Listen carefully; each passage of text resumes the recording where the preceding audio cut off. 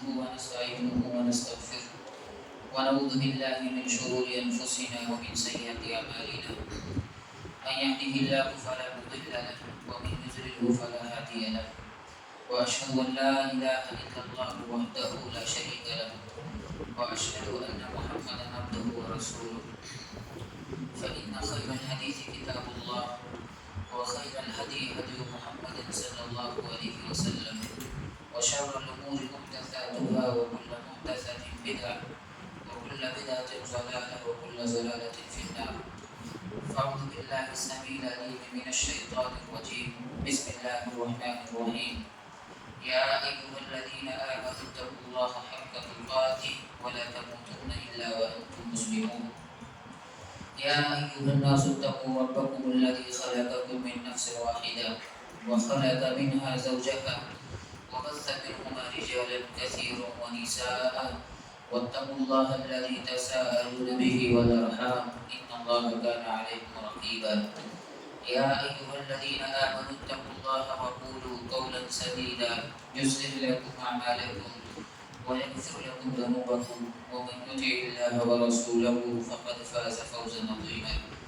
رب اشرح لي صدري ويسر لي أمري واحلل عقدة من لساني يفقهوا قولي. سبحانك لا علم لنا إلا ما علمتنا إنك أنت العليم الحكيم. دینی بھائیوں، میرے اپنے بزرگوں، نوجوانوں اور حاضرین جمعہ، تمام قسم کی تعریف و توصیف، حمد و ثنا، کبریائی و بڑائی اللہ رب العالمین کے لیے ہے۔ درود و سلام و تمام انبیاء، خصوصاً آخر الزمان محمد صلی اللہ علیہ وسلم پر اللہم صلی علی محمد وعلی آل محمد کما صلیت علی ابراہیم وعلی آل ابراہیم انک حمید مجید۔ اللہم بارک علی محمد وعلی آل محمد کما بارکت علی ابراہیم وعلی آل ابراہیم انک حمید مجید۔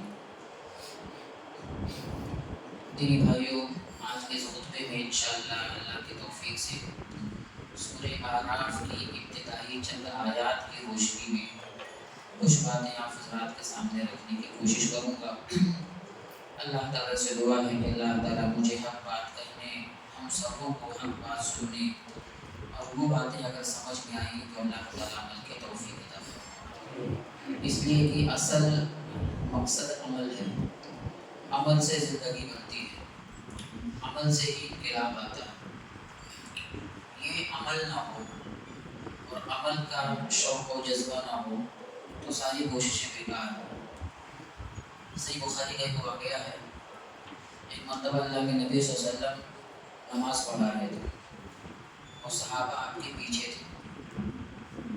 اللہ کے نبی صلی اللہ علیہ وسلم نماز جوتا پہن کر پڑھا رہے تھے، صحابہ بھی پہنے ہوئے۔ نماز کی حالت میں اللہ کی طرف سے فرشتے آتے ہیں اور آپ کو خبر دیتے ہیں کہ آپ کے جوتے میں گندگی لگی۔ اللہ کے نبی صلی اللہ علیہ وسلم نے نماز کی حالت میں جوتے کو نکال کر بغل میں رکھ دیا۔ نماز جاری ہے۔ صحابہ نے جو ہی دیکھا کہ اللہ کے نبی نے اپنا جوتا نکال دیا، انتظار بھی نہیں کیا، نبی نے عمل کیا، نبی نے یہ عمل کیا، نبی نے نکالا۔ نبی کی محبت میں، نبی کی اتباع میں، نبی کی پیروی میں، نماز کی حالت میں سارے صحابہ نے اپنے جوتے نکال دیے۔ نماز کے بعد اللہ کے نبی نے کہا، بھائی میرے جوتے میں گندگی لگی تھی اس لیے نکالا، تم لوگوں نے کیوں نکال دی؟ تو یہ ہمارے صحابہ تھے، نبی سے محبت، نبی کی اتباع، نبی کی فرما برداری اور نبی کے ایک ایک عمل پر مر مٹنے کا جذبہ ایسا تھا۔ آج ہماری صورتحال یہ ہے کہ نبی کی سنتیں بیان کی جاتی ہیں، نبی کی تعلیمات پیش کی جاتی ہیں، آپ کا طریقہ، آپ کے فرامین سنائے جاتے ہیں، کوئی فرق نہیں پڑتا۔ اللہ تعالیٰ سے دعا ہے کہ اللہ تعالیٰ جو بھی باتیں ہوں اگر وہ حق ہیں، کتاب و سنت کی باتیں ہیں، تو اللہ تعالیٰ ان پر عمل کرنے کے لیے صحابہ جیسا ایمان اور صحابہ جیسا جذبہ نصیب فرمائے۔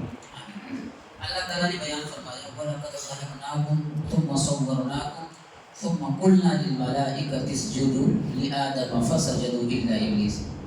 اللہ تعالیٰ نے جب حضرت آدم علیہ السلام کی تخلیق کا ارادہ کیا احادیث میں بھی آتا ہے کہ اللہ تعالیٰ نے مختلف مقامات سے مٹیوں کو جمع کیا، اور مٹیوں کو جمع کرنے کے بعد اللہ تعالیٰ نے ان کا پتلا تیار کیا۔ چونکہ مختلف مقامات کی مٹیوں کے مجموعے سے آپ کو بنایا گیا۔ حدیث میں آتا ہے کہ کہیں کی مٹی چکنی، کہیں کی ریتیلی، کہیں کی اور، تو مختلف مقامات کی مٹی کے مجموعے سے آپ کو بنایا گیا، اور حضرت آدم سے یہ نسل چلی ہے۔ اسی وجہ سے آج لوگوں کی طبیعتوں میں، مزاج میں اختلاف پایا جاتا ہے۔ کوئی کسی اور صلاحیت کا مالک ہے، کسی کے یہاں نرمی ہے، کسی کے یہاں سختی، کسی کے، تو یہ انسانی طبیعت کا خاصہ ہے۔ ہمیں اس بات کو سامنے رکھنا ہوگا کہ سارے لوگ ایک سوچ کے نہیں ہو سکتے، سارے لوگ ایک خیال کے نہیں ہو سکتے، مختلف طبیعتوں کے لوگ مالک ہوں گے۔ بہرحال اللہ تعالیٰ نے پتلا تیار کیا، اور تیار کرنے کے بعد اللہ تعالیٰ نے اس میں روح اور جان ڈال دی۔ اس کے بعد اللہ تعالیٰ نے سجدے کا حکم دیا، فسجدوا الا ابلیس، سارے ملائکہ نے سجدہ کیا سوائے ابلیس کے۔ ابلیس نے انکار کیا، سجدہ نہیں کیا۔ اللہ نے کہا قال ما منعك ان تسجد اذ امرتك، کہ میرا حکم تھا، میں نے حکم دیا سجدہ کرنے کے لیے، کیوں نہیں کیا؟ ما منعك، کون سی چیز مانی تھی، کس چیز نے روکا؟ اس نے کہا قال انا خیر من، میں بہتر ہوں، میں افضل ہوں، میں ان سے بہتر ہوں۔ اللہ تو نے مجھے آگ سے پیدا کیا، ان کو مٹی سے پیدا کیا، آگ اوپر کو جاتی ہے، مٹی سے میں بہتر ہوں، میں کیسے سجدہ کروں؟ ایک افضل مفضول کے سامنے کیسے جھک سکتا؟ یہاں سے ایک نقطہ یہ ملا کہ سب سے پہلے اگر انا کا کوئی شکار ہوا تو وہ شیطان تھا۔ سب سے پہلے اگر انا کا کوئی شکار ہوا، تکبر اور بڑکپن کا مظاہرہ اگر کسی نے کیا تو وہ شیطان تھا۔ قال انا خیر من، آج یہ بڑکپن، یہ انا جو ہماری زندگی کا حصہ بن چکا، در حقیقت یہ انسانی عمل نہیں بلکہ یہ شیطانی عمل ہے۔ اور سب سے پہلے اگر اس کا کوئی شکار ہوا، یا یوں کہے کہ اگر سنت ہے کسی کی تو شیطان کی سنت ہے، طریقہ ہے کسی کا تو شیطان کا طریقہ۔ قال انا خیر من، میں بہتر ہوں۔ جب اس نے جو قیاس کیا، اس کا یہ قیاس بھی غلط تھا۔ آپ ایک دانہ لیں، اس دانے کو آپ مٹی میں اگر ڈال دیں تو لہلاتی والی نظر آئے گی، اور اسی دانے کو اگر آپ آگ میں ڈال دیں تو جل کر راکھ، تو یعنی اس کا قیاس بھی غلط تھا۔ یہاں سے بات یہ بھی معلوم ہوئی کہ دلیل کے ہوتے ہوئے اگر کوئی قیاس کرتا تو یہ شیطانی عمل ہے۔ دلیل کے ہوتے ہوئے کوئی قیاس کرتا تو یہ شیطانی عمل ہے۔ دلیل موجود، اللہ کا حکم موجود، سجدہ کر، اس نے قیاس کیا، پتہ یہ چلا کہ دلیل کے ہوتے ہوئے کوئی قیاس کرتا ہے، یعنی جہاں رب کا فرمان آ گیا، نبی کی تعلیم آ گئی، وہاں آدمی اپنا دماغ لڑائے، قیاس کرے، یہ جائز نہیں، یہ درست نہیں۔ اللہ نے کہا کہ فخرج منها فإنك رجيم، اس نے نافرمانی کی اور اللہ تعالیٰ نے دھتکار دیے، اس نے اللہ تعالیٰ سے دعا کی۔ اچھا ایک بات سمجھنے کی یہ ہے کہ شیطان یہ جنت میں رہا کرتا تھا، فرشتوں کے ساتھ رہا کرتا تھا، جنت کی ساری نعمتیں حاصل تھی، اتنا بڑا مقام کہ وہ جنت میں رہا کرتا تھا، جنت کی نعمتیں حاصل تھی، فرشتوں کے ساتھ رہا کرتا تھا۔ آپ سوچیں کہ جب اس نے اللہ کی نافرمانی کی، بغاوت کی، اور اللہ کے ایک حکم کی عدولی کی، تو اس کے نتیجے میں اللہ نے ذلیل و خوار کر دیا، اور قیامت تک کے لیے اللہ نے اس پر عذاب نازل کر دیا، ذلیل و خوار کر دیا۔ ہم لوگ اگر رات دن اللہ تعالیٰ کی نافرمانی کریں گے، ایک سنت نہیں، ایک حکم نہیں، کئی کئی احکام اور کئی کئی فرامین کی اگر خلاف ورزی کریں گے، نبی کی سنتوں کا مذاق کریں گے، تو اللہ تعالیٰ ہمارے ساتھ کیا کرنے والا ہے؟ جہاں اللہ تعالیٰ غفور الرحیم ہے، ستار ہے، غفار ہے، رحمان ہے، وہیں یاد رکھیں ان بطش ربک لشدید، اللہ تعالیٰ کی پکڑ بھی بہت سخت ہے، اللہ تعالیٰ کی فٹکار، اللہ تعالیٰ کی مار بھی بہت سخت ہے۔ اللہ نے کہا کہ فخرج منها فإنك رجيم، اللہ تعالیٰ نے دھتکار دیا۔ اس نے اللہ تعالیٰ سے دعا کی کہ رب انظرنی الی یوم یبعثون، اے اللہ تو مجھے مہلت دے میں تیرے بندوں کو گمراہ کروں گا۔ رب انذرنی الی یوم یبعثون۔ یہاں سے نقطہ یہ ملا جب اللہ تعالیٰ شیطان کی دعا کو بغیر وسیلے قبول کر سکتا ہے تو ایک مومن ایک مسلمان کی دعا کو بدرجے والا قبول کر سکتا ہے۔ اس نے اللہ سے دعا کی ربی، جس طرح ہم دعا کرتے ہیں ربنا، اے ہمارے رب، تو جب اللہ شیطان کی دعا کو بغیر وسیلے قبول کر سکتا تو ایک مومن ایک مسلمان جو کلمہ گو ہے، جو اسلام والا، اس کی دعا کو اللہ تعالیٰ بدرجے والا قبول کر سکتا ہے۔ اور یہ بہت بڑا ڈھونگ ہے میرے بھائیوں کہ اللہ سب کی نہیں سنتا، یہ بہت بڑا ڈھونگ ہے۔ اللہ ہر ایک کی سنتا، اور اللہ نے خود کہا آدمی پکار کر تو دیکھے، میں شہر رب سے زیادہ قریب ہوں، بلکہ میں تو یہ کہتا ہوں کہ ایک انسان اگر گنہگار ہے تو اس کو اللہ سے اور زیادہ جڑنے کی ضرورت ہے، اللہ سے لو لگانے کی ضرورت ہے، اللہ سے قریب ہونے کی ضرورت ہے۔ یہ دعا، یہ اللہ کو پکارنا، یہ اللہ کو یاد کرنا، یہ اللہ کی قربت کا بہت بڑا ذریعہ ہے، یہ بہت بڑا ذریعہ ہے۔ اور ہر مسلمان کو چاہیے کہ وہ اللہ سے اپنی قربت کو بڑھائے، تعلق کو بڑھائے، مضبوط کرے، لو لگائے اللہ تعالیٰ سے۔ یہ کتنی عجیب بات ہے کہ ایک طبقہ مسلمانوں کو اس سے دور کرنا کہ نہیں، اللہ تعالیٰ ہر ایک کی نہیں سنتا، اللہ تعالیٰ ہر ایک کی سنتا ہے۔ اللہ نے کہا کہ تم مانگ کر تو دیکھو، تم مانگ کر تو دیکھ۔ نبی کی حدیث کی انسان اگر ہاتھ اٹھاتا ہے اللہ کو شرم آتی ہے خالی ہاتھ لوٹاتے ہوئے، مانگ کر تو دیکھو۔ اللہ تعالیٰ نے ایسے خاص اوقات متعین کیے ہیں کہ ایک بندہ اس میں پکارے اللہ زیادہ سنتا ہے، اللہ سب کی سنتا ہے، اور سب کو اللہ تعالیٰ سے لو لگانے کی ضرورت ہے۔ اس نے اللہ سے دعا کی، اللہ نے کہا ٹھیک ہے جا تو لوگوں کو گمراہ کر، لیکن یاد رکھ میرے نیک اور مخلص جو بندے ہوں گے ان پر تیرا جادو نہیں چلے گا۔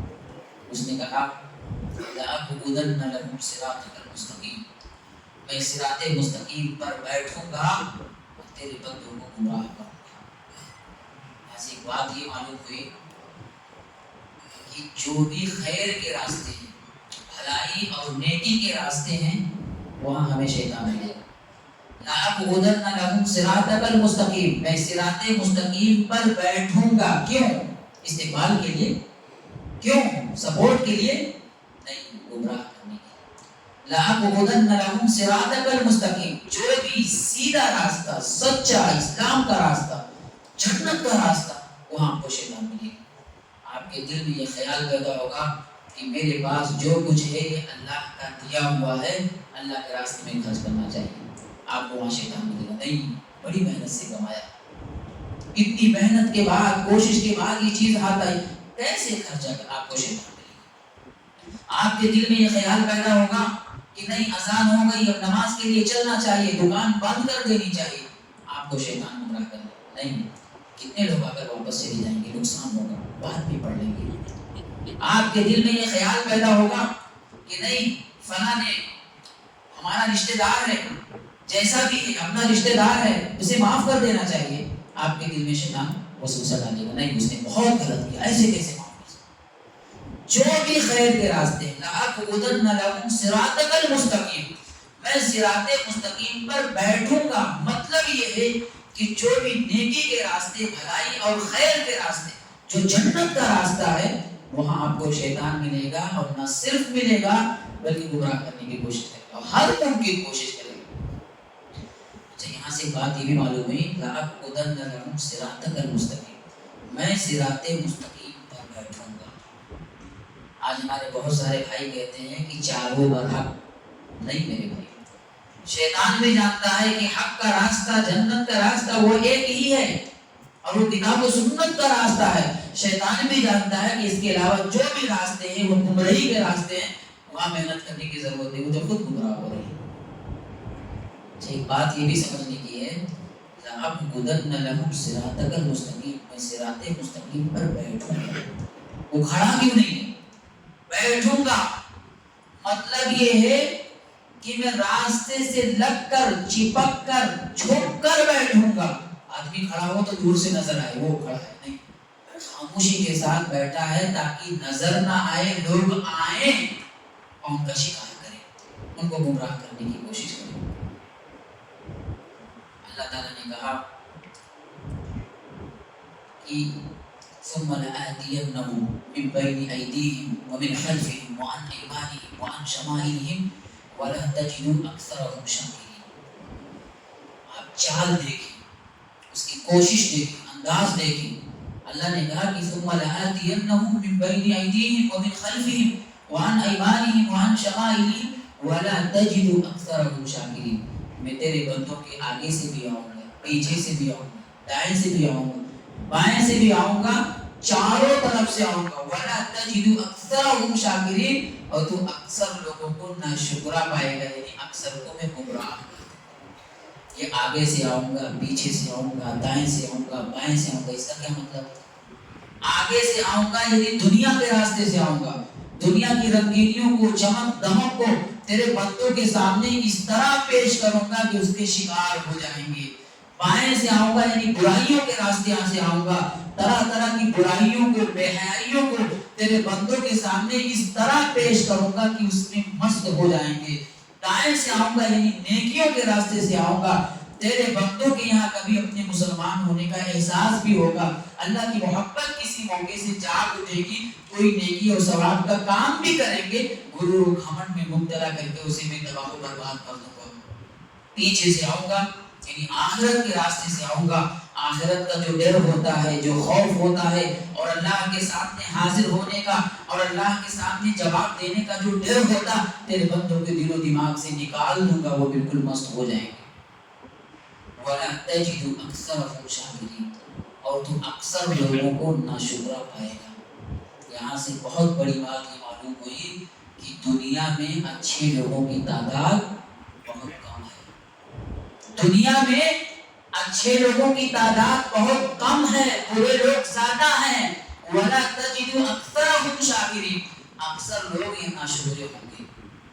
اور اللہ کے نبی صلی اللہ علیہ وسلم کی حدیث بھی ہے نا، آپ نے بیان فرمایا کہ ہر 1000 میں سے 999 لوگوں کو جہنم میں ڈالا جائے گا۔ اللہ اکبر۔ یہاں ایک بات یہ بھی سمجھنے کی ہے کہ دیکھیے، آدم علیہ السلام سے بھی غلطی ہوئی اور شیطان سے بھی غلطی ہوئی، غلطی دونوں سے ہوئی، لیکن دونوں میں ذرا فرق ہے۔ فرق کیا ہے؟ جب آدم علیہ السلام سے غلطی ہوئی تو انہوں نے کہا قال ربنا ظلمنا انفسنا، اے اللہ میں نے اپنے نفس پر ظلم کیا، اے اللہ میں نے اپنے نفس پر ظلم کیا تو تو مجھے معاف کر دے۔ اور جب شیطان سے غلطی ہوئی تو اس نے اسے تقدیر پر ڈال دیا کہ میری قسمت میں لکھا نہیں تھا، اللہ غلطی میری نہیں، غلطی تیری ہے، قسمت میں لکھا ہی تھا۔ یہاں سے پتہ یہ چلا انسانیت اور شیطانیت کے درمیان میں فرق کیا ہے۔ غلطی دونوں سے ہوئی۔ اللہ نے آدم علیہ السلام سے کہا کہ وَلَا تَقْرَبَا هَٰذِهِ الشَّجَرَةَ، اس درخت کے قریب نہ جانا، چلے گئے، غلطی ہوئی۔ اور آدم اور شیطان کو اللہ نے کہا کہ سجدہ کر، انکار کیا، نہیں کیا، غلطی دونوں سے ہوئی۔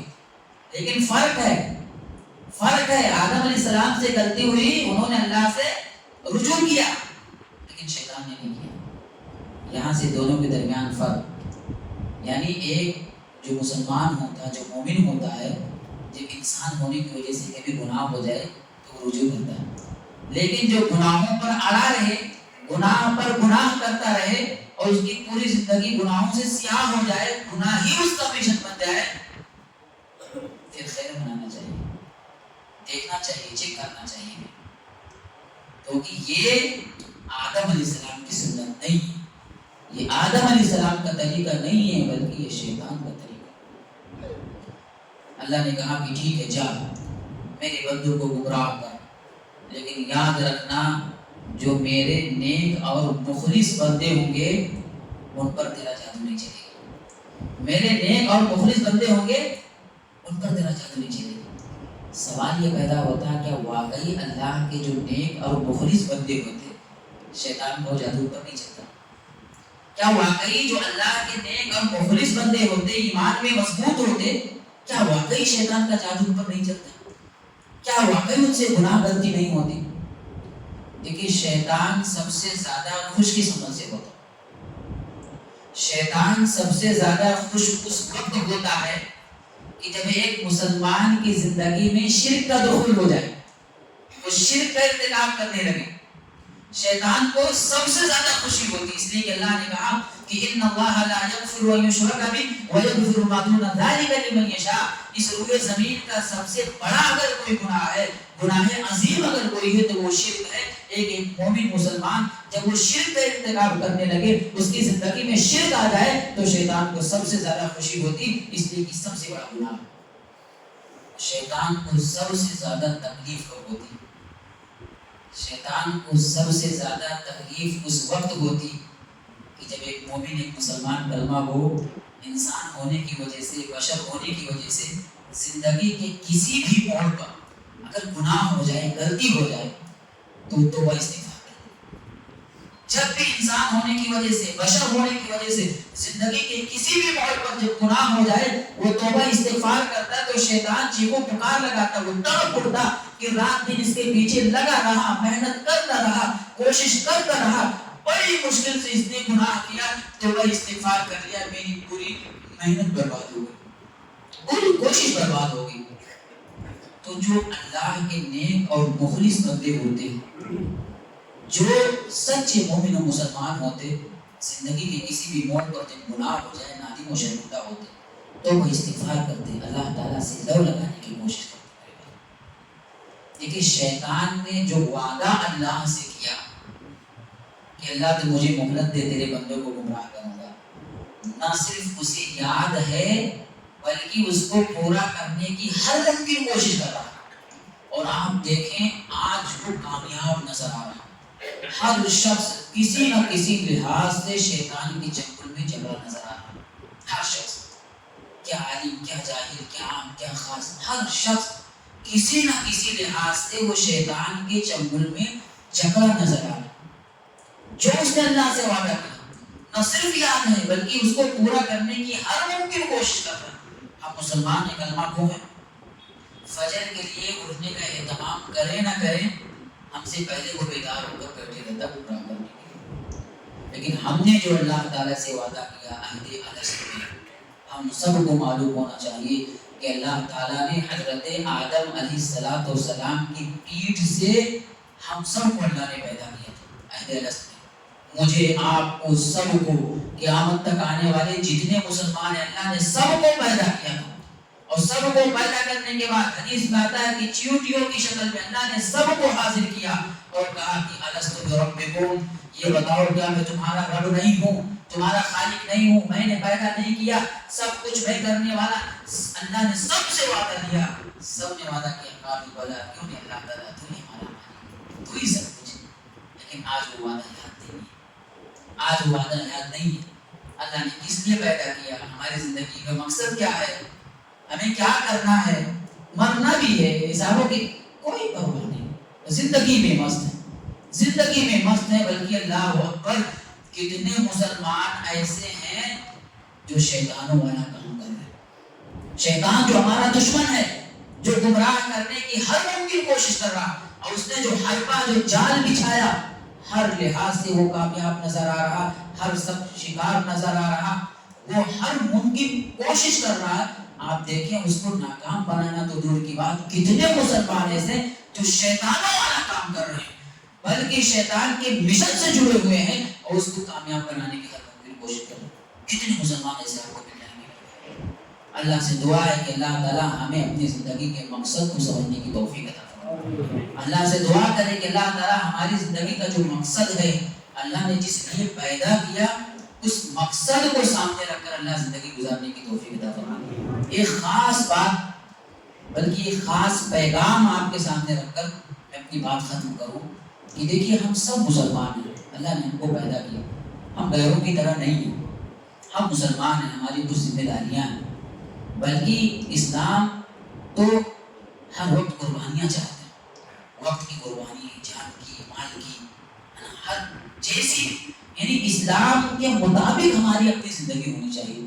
اور اسلام کا یہ عملی نمونہ ہمارے لیے ہمارے صحابہ تھے، نبی کو اللہ نے بھیجا اور نبی کی صحبت کے لیے اللہ نے صحابہ کو چنا۔ آپ ان کی زندگی دیکھیں، وہ ہمارے لیے مشعل راہ ہیں۔ اللہ نے کہا کہ فَإِنْ آمَنُوا بِمِثْلِ مَا آمَنْتُم بِهِ فَقَدِ اهْتَدَوْا، کہ تم اسی صورت میں کامیاب ہو سکتے جب تمہاری اپنی زندگی صحابہ جیسی ہو۔ دنیا اور آخرت میں کامیابی کے لیے ضروری ہے کہ ہماری اپنی زندگی صحابہ جیسی ہو.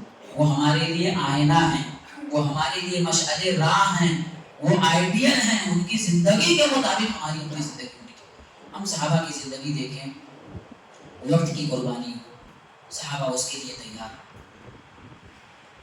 نماز کا وقت آیا، دکان بند کر کے نماز کے لیے تیار. جب جہاں جیسی ضرورت، وقت کی قربانی دینے کے لیے تیار. لیکن ہم مسلمان نہیں دے سکتے. صحابہ ہمارے ایسے میرے بھائیوں کہ اسلام کے لیے، دین کے لیے، نبی کے لیے جان کی قربانی دینے کے لیے تیار، اولاد کی قربانی دینے کے لیے تیار، گھر بار کی قربانی دینے کے لیے تیار. بنو دینار کی وہ مشہور خاتون، کسی نے کہا کہ آپ کے شوہر کا انتقال ہو گیا. کہا یہ بتائیے نبی کیسے؟ اور آپ کسی نے کہا کہ آپ کے بھائی کا انتقال ہو گیا. کہا نبی کیسے ہیں؟ کسی نے کہا کہ آپ کے بیٹے کا انتقال. کہا نبی کیسے ہیں؟ نبی کے بارے میں بتائیے. وہ تاریخ نے وہ جملہ نوٹ کیا ہے. وہ خاتون کہتی ہے کہ کل مصیبت بعد اجل، کہ نبی کو دیکھنے کے بعد ساری مصیبتیں ہیں، ساری پریشانیاں ہیں. نبی صحیح سالم ہونے چاہیے.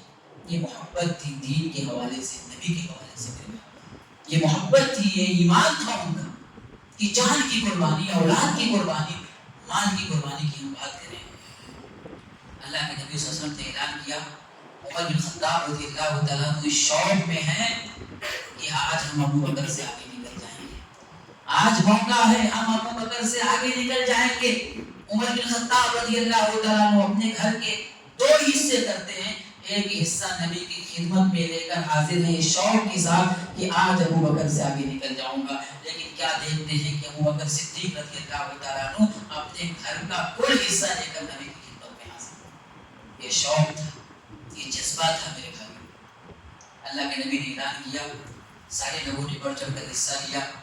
ایک صحابی، ایسے صحابی کہ میں سمجھتا ہوں کہ اس میں سارے لوگ ان سے زیادہ مضبوط ہوں گے. ایسے صحابی کچھ نہیں، تڑپ اٹھے کہ نبی نے اعلان کیا دین کی مدد کی بات ہے، نبی کی مدد کی بات ہے، ساتھ دینے کی بات ہے. سارے لوگ حصہ لے رہے ہیں، میں کیا کروں؟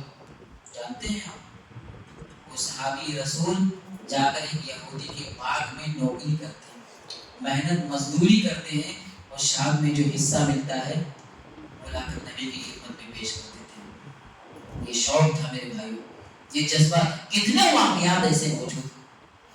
ایک مرتبہ کہیں سالی کا سما تھا، لوگ دانے دانے کے لیے ترس رہے، قطرے قطرے کے لیے بلک رہے ہیں. اتنے میں شام سے قافلہ آیا، ساز و سامان سے لدا ہوا. سارے لوگ خوش ہو گئے، بلکہ جو بڑے بڑے بزنس مین تھے سارے لوگ آ گئے کہ بھائی میں 2 گنا دینے کی بات کرتا ہوں، 3 گنا دینے کی بات کرتا ہوں، 4 گنا دینے، یہ ہم سے فروخت کر دو، یہ ہم سے فروخت کر دو. صحابی رسول نے کہا کہ تم 2 گنا دینے کی بات کرتے ہو، 4 گنا دینے کی بات کرتے ہو. من جاء بالحسنۃ فله عشر امثالها. اس رب العالمین سے سودا کرنا چاہتا ہوں جو کم سے کم 10 گنا دینے کی بات کرتا ہوں. کتنا اچھا موقع تھا کمانے کا، کتنا اچھا موقع تھا وہ باقی رقم ملنے کا، کتنا اچھا موقع تھا. ہم لوگ اسے سیزن سمجھتے ہیں، موقع سمجھتے ہیں، گولڈن چانس سمجھتے ہیں. کتنا اچھا موقع تھا، لیکن نہیں. انہوں نے دیکھا کہ آج ضرورت ہے مسلمانوں کی خدمت کی. انہوں نے دیکھا کہ لوگ پریشان ہیں، نڈھال ہیں.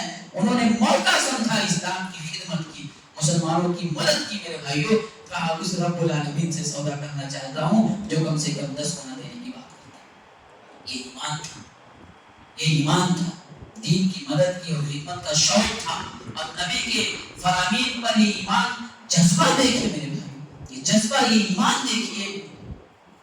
آج اللہ کی پناہ نماز چھوڑ جائے چلے گا، جمعہ چھوڑ جائے چلے گا، سب برداشت، لیکن موقع کو ہاتھ سے نہیں جانے دیتے. آپ سوچیں ہفتے میں صرف ایک دن جمعہ کا دن آتا، جمعہ کا دن آتا، 10 منٹ پہلے نہیں آ پاتے، نہیں آ پاتے میرے بھائی. وقت کی قربانی دینے کے لیے تیار نہیں. اذان ہو گئی، پوری مسجد خالی. ہفتے میں صرف ایک دن 10 منٹ پہلے آنے کے لیے تیار نہیں. اللہ اکبر. کتنے مسلمان ہیں اللہ نے کتنا نوازا ہے، کتنا دیا ہے میرے بھائیوں. ہفتے میں ایک دن مسجد میں آتے، توفیق نہیں ملتی کہ 100 روپیہ نکال کر مسجد کے جھولی میں ڈالتے. اللہ نے کتنا نوازا ہے، کتنا دیا ہے. ہم اور آپ اپنی زندگی دیکھیں کتنا خرچہ کرتے. ابھی 2 دن پہلے کی بات ہے، ہمارے ایک دوست نے بشوزہ نگر میں، انہوں نے اپنے بچوں کی دعوت کی ڈھابے پر اور 2 گھنٹے کے اندر 61,000 کا بل ہے. 61,000 ایک مرتبے میں، ایک بیٹھک میں بچوں کو کھلا دیا. میں نہیں کہتا ہوں نہ کھلایا، تحدیث نعمت کے طور پر نعمتوں کا اظہار ضروری ہے کرنا، لیکن جس اللہ نے آپ کو اتنا نوازا ہے، جس اللہ نے آپ کو اس لائق بنایا ہے، اس اللہ کے دین کے لیے، اس اللہ کے بندوں کی مدد کے لیے، اور جب جہاں ضرورت رہے وہاں بھی دل کھول کر حصہ لینا چاہیے. یہ آج اتنی بڑی تعداد مسلمانوں کی، میں کہتا ہوں 22 کروڑ مسلمان ہیں، اگر ایک روپیہ دے دیں تو 22 کروڑ ہو جائے گا نہیں. لیکن وہ سوچ نہیں، وہ فکر نہیں، وہ سمجھ نہیں، وہ زندگی میں مسئلہ اللہ نے دیا ہے اور بے دریغ دیا ہے، کھا رہے اڑا رہے خرچ کر رہے اپنے حساب سے. میرے بھائیوں یاد رکھیے اس مال کے بھی کچھ تقاضے ہیں، ان کے کچھ حقوق ہیں. یاد رکھیے یہ مال ہمارے لیے فتنہ بھی ہو سکتا ہے، ہمارے جان بھی ہو سکتا ہے. میرے بھائیوں آپ مال کمائیے، لیکن مال کے راستے سے آنے والے فتنوں سے آپ آگاہ رہیے، اچھی سوچ اچھی فکر پیدا کیجیے. اور یاد رکھیے آپ کو ایک روپے کا حساب دینا. یہ جو مال اللہ نے آپ کو دیا ہے نا، حساب دینا ہے. آپ سوچیں کہ کوئی بھی مسجد ہو، مدرسہ ہو، کتنے اچھے انداز میں سسٹم اتنی بڑی تعداد میں لوگ جمعہ میں آتے ہیں. اگر 100 روپیہ 200 روپیہ جھولی میں ڈال دیں مسجد کا سسٹم اچھے سے چل سکتا ہے. لیکن یہ سمجھ نہیں ہے، یہ فکر نہیں ہے، احساس نہیں ہے. میرے بھائی زندگی میں کتنا خرچہ کرتے ہیں، بے حساب خرچہ کرتے ہیں.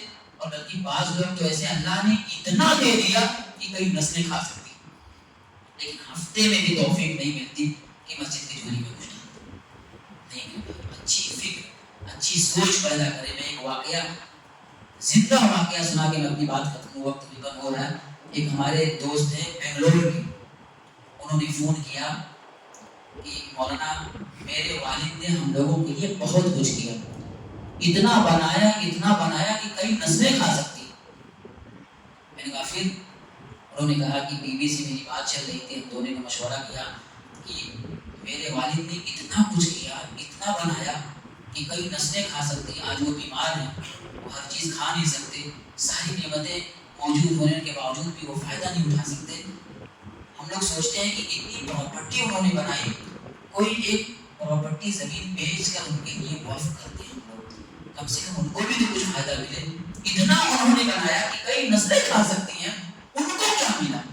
وہ تو آج بیمار ہیں، وہ دنیا سے چلے جائیں گے، ان کو کیا حاصل ہوا؟ ہم چاہتے ہیں کہ جس ابا نے ہم لوگوں کے لیے اتنا کچھ کیا ہے، میں آگے بڑھ کر اس ابا کے لیے اتنی قربانی دے سکتا ہوں کہ اتنی زمینیں اگر ایک نکال تو کیا فرق پڑتا، تو نکال کر ہم وقف کرنا چاہتے ہیں. میں نے کہا بہت اچھی بات ہے، بہت اچھی سوچ. آج یہ سوچ یہ سمجھ ہمارے اندر نہیں. میرے بھائی اللہ سے دعا ہے کہ اللہ تعالیٰ دین کی صحیح سمجھ عطا فرمائے. اللہ تعالیٰ سے دعا ہے کہ اللہ تعالیٰ ایک مسلمان کی جو زندگی ہوتی ہے اللہ ویسی زندگی گزارنے کی توفیق عطا فرمائے. اللہ تعالیٰ ہم گنہگار ہیں، خطاکار ہیں، اور تیرے بندے اللہ تعالیٰ تو ہماری مغفرت فرما. اللہ تعالیٰ جب تک زندہ رہیں تب تک اسلام پر رہیں، جب ہماری موت ہو تو اللہ تعالیٰ ایمان کی حالت میں ہو. اللہ تعالیٰ تو ہمیں بخش دے، ہمارے والدین کو بخش دے، اور تمام اہل ایمان کو بخش دے. آمین وآخر دعوانا الحمدللہ رب العالمین.